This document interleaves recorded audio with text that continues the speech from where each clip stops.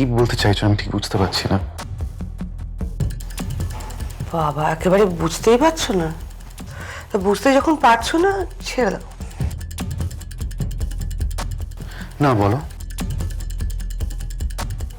অন্যের কথা মানে কার কথা বলতে চাইছো তুমি? তুমি খুব ভালো করে জানো আমি কার কথা বলছি।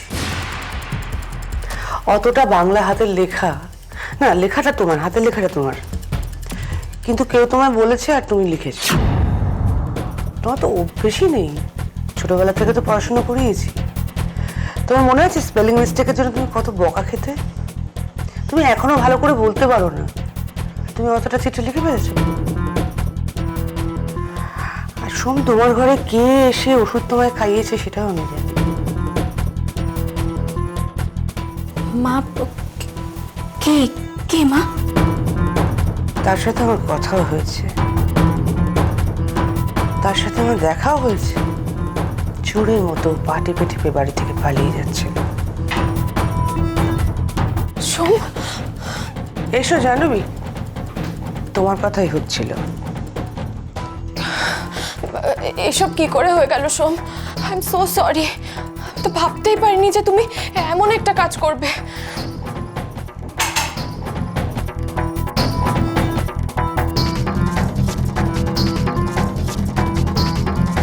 গুড মর্নিং মিস্টার পাল, এখন কেমন আছেন? Better, thanks.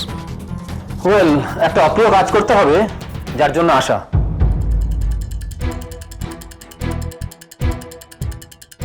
এই কাজ করতে আপনাকে কেউ বা কারা কোনো রকম প্ররোচনা দিয়েছিল?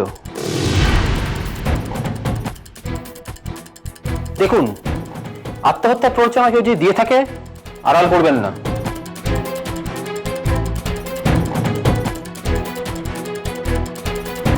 আমি বলছি অফিসে। না মা, আমি বলছি। আসলে officer, it is not at all an attempt two suicide. Suicide কেন করব?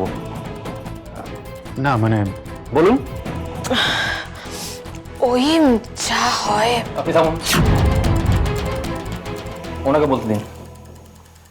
ইনি কে? কেউ না। She is nobody. Just an outsider.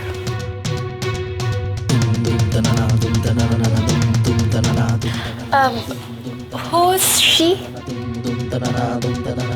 Oh, she's no one. She's just a dependent. My father rescued her from the road. Babar Hasrita.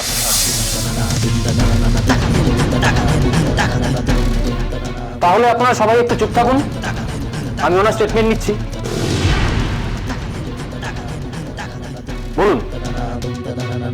Actually, by mistake, হজমের ওষুধ খেতে গিয়ে, মানে আপনি বুঝতেই তো পারছেন। সবই বুঝতে পারছি। নিন, এখানে সই করে দিই।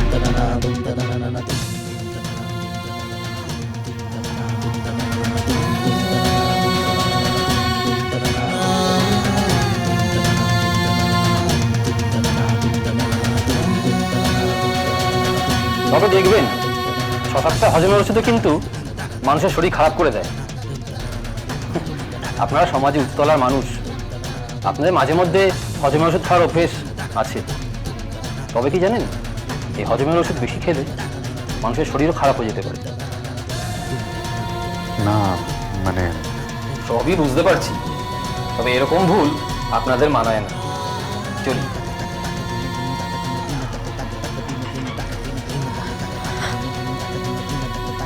সোম, সোম, তোমার কিছু হলে তো আমি মরেই যাই।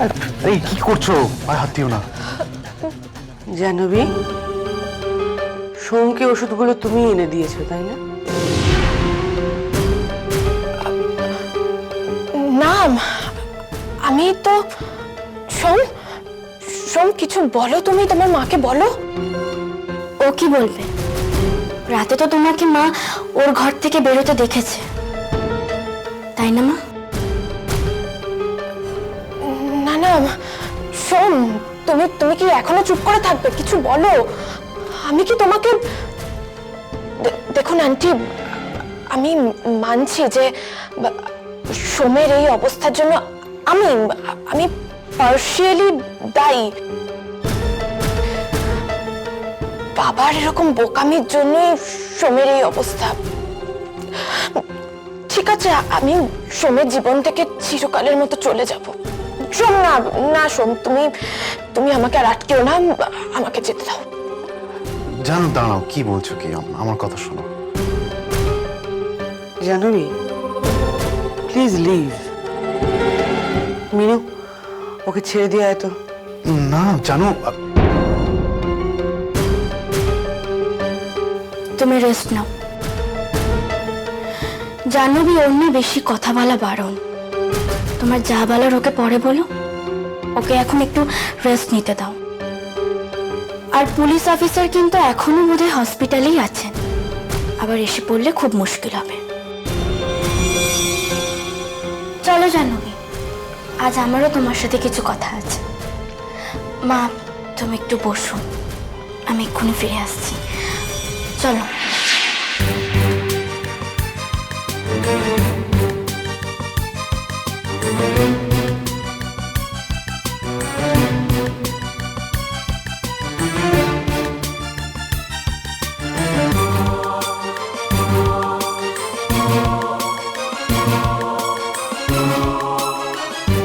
ওকে তুমি ছেড়ে দাও। পারবো না। ও আমার স্বামী, সোম আমার লাইফ।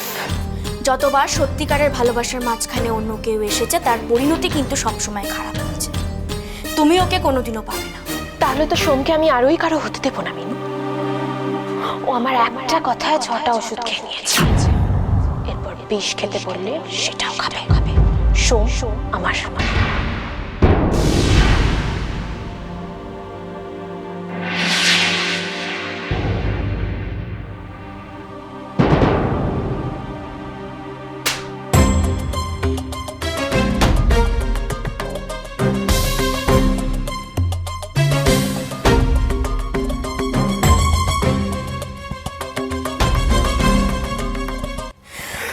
আশা করি তুমি তোমার জবাবটা পেয়ে গেছো। How dare you!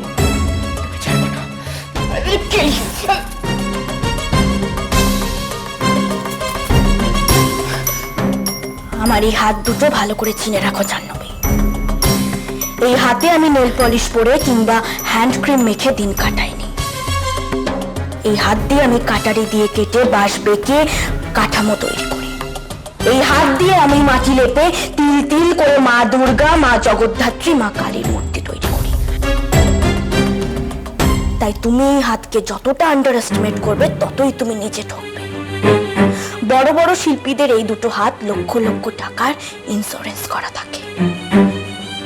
এতটা দামি এই হাত। সুতরাং তুমি যদি ভেবে থাকো তোমার এই ম্যানিকিওর করা নেল পলিশ পরা নরম হাত আমার স্বামীর দিকে বাড়িয়ে তাকে শেষ করে দেবে, তাহলে জেনে রাখো তোমার এই হাত দুটো আমি ভেঙে টুকরো টুকরো করে দেব। Out, just get out. যাচ্ছি, আমি চলে যাচ্ছি Minu. But you are going to pay for this. মনে রেখো, তোমাকে এর দাম দিতে হবে, দিতেই হবে।